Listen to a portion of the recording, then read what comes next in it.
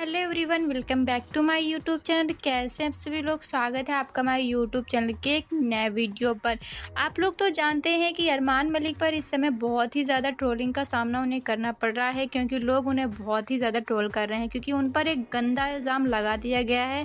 दरअसल सरोज और हिमांशु ने उन पर एक गंदा इल्ज़ाम लगाया है। सरोज के बेटे हैं हिमांशु, और हिमांशु के किडनैप करने का इल्ज़ाम लगा है अरमान मलिक पर। दरअसल लेकिन ये बात सिर्फ सरोज और हिमांशु के और सपना के ब्लॉग में ही देखे जाते हैं, लेकिन ये और अरमान मलिक ने इसका कोई भी जिक्र नहीं किया है। अब लोगों का कहना है कि वो इसलिए जिक्र नहीं कर रहे हैं क्योंकि बिग बॉस में जाने के बाद, बिग बॉस से वापस आने के बाद उन्हें काफ़ी ज़्यादा ट्रोलिंग का सामना करना पड़ा है। इस वजह से अब वो किसी भी तरीके की बात को नहीं बोलना चाहते हैं। इस बात को लेकर काफ़ी लोगों ने बात बोली भी है, लेकिन ऐसा कुछ भी नहीं है। दरअसल पता चल रहा है कि हिमांशु जिस दिन से गायब हुए थे उसी दिन से उनके इंस्टाग्राम पर पोस्ट भी अपलोड हो रही हैं, और डेली पोस्ट अपलोड हो रही हैं एक ही कपड़ों पर। ये कपड़े देख करके लोग ये कह रहे हैं, काफ़ी लोग का ये भी कहना है कि ये हो सकता है उनके वीडियोस पहले के हों। तो मेरा कहना ये है कि अगर ये वीडियोस पहले के हैं और अगर बच्चा गायब हो गया है तो उनके माँ बाप बच्चे को ढूंढेंगे या फिर वीडियोज़ अपलोड करेंगे। सबसे पहली बात तो ये।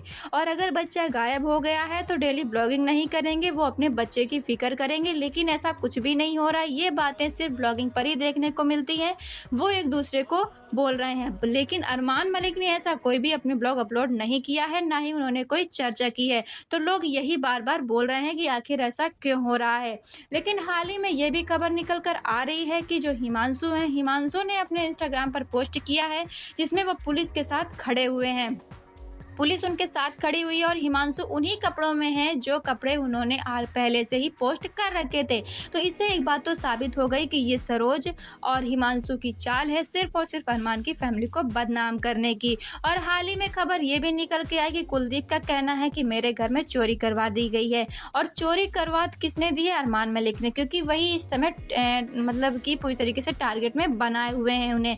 तो मेरा कहना ये है कि जब कुलदीप के घर में कुछ था ही नहीं तो आखिर चोर चोरी करने गया तो क्या किया? उनका ये कहना है कि मेरा आईफोन चोरी करने गया है। अब लोग ये कह रहे हैं काफ़ी लोग कि आप लोग उनका ज़्यादा इतना सपोर्ट क्यों कर रहे हैं, रिएक्शंस वाले इतना सपोर्ट क्यों कर रहे हैं? तो कोई किसी का सपोर्ट नहीं कर रहा है, बस जो दिखाई दे रहा है वही कहा जा रहा है। और हाल ही में पता चल रहा है कि जो गोलू है, गोलू ने अपनी बुआ को बहुत ही ज़्यादा गाली दी है। गोलू ने जब अपनी बुआ को गाली दी तो कुलदीप को अपने बेटे को समझाना चाहिए, लेकिन कुलदीप अपने बेटे को ना समझा करके सुनीता से धमकी देके कह रहे हैं कि मैं तुम्हारे साथ कुछ भी कर सकता हूँ। मतलब उन्हें एक अलग तरीके की धमकी दी जा रही है कि हम ये कर देंगे, हम वो कर देंगे। तो ये जो उम्र है बच्चों की, एक उम्र होती है बिगड़ने की। अगर उस उम्र में माँ बाप नहीं ध्यान देते हैं, माँ बाप अपने बच्चों को, तो बच्चे बिगड़ जाते हैं। लेकिन लोग इस बात को पहले ध्यान नहीं देते हैं, बाद में उन्हें ये बात समझ में आती है, लेकिन तब तक बहुत देर हो चुकी होती है। भाई अगर बच्चे ने ऐसा कहा है तो भाई उन्हें समझाना चाहिए कि बेटा वो कुछ भी हो, लेकिन तुम्हारी बुआ हैं, तुमसे बड़ी हैं, तुम्हें उनकी रिस्पेक्ट करना चाहिए।